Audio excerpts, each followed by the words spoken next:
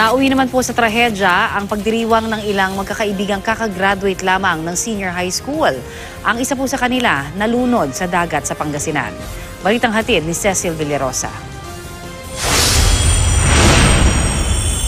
Nag-uumapaw ang galak sa pasalamat ng nanay ng 18 anyos na si Arnold Hugo nang makapagtapos siya ng senior high school.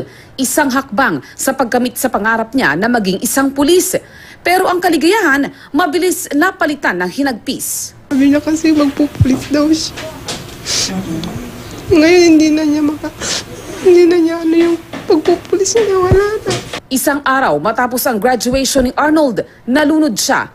Batay sa investigasyon, nagkayayaan silang magkakaibigan sa isang beach sa San Fabian, Pangasinan para ipagdiwang ang kanilang pagtatapos hanggang sa napadpad si Arnold sa maalong bahagi ng dagat. Doon na siya tinagay ng matinding agos ng tubig.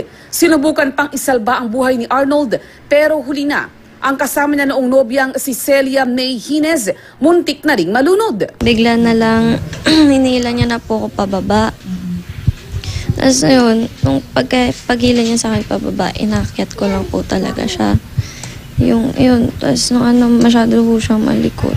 Pero ginagawa ko naman po lahat para iangat siya. Tapos nung pinulikat na po ko. Ang ina ng biktima hindi makapaniwala sa sinapit ng anak. Siyempre masakit na wala kaming nagawa para sa kanya.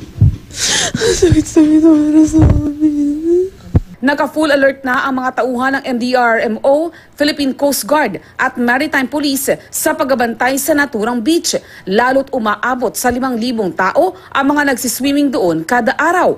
Payo ng otoridad sa kanila. Ang maganda doon, papunta sila ng kanan, papunta sila ng kaliwa, kasi doon ka makakaligtas. Pero kung susugurin mo yan, kahit gaano ka marunong lumangoy, di mo kakaya yan. Cecil Villarosa, GMA News.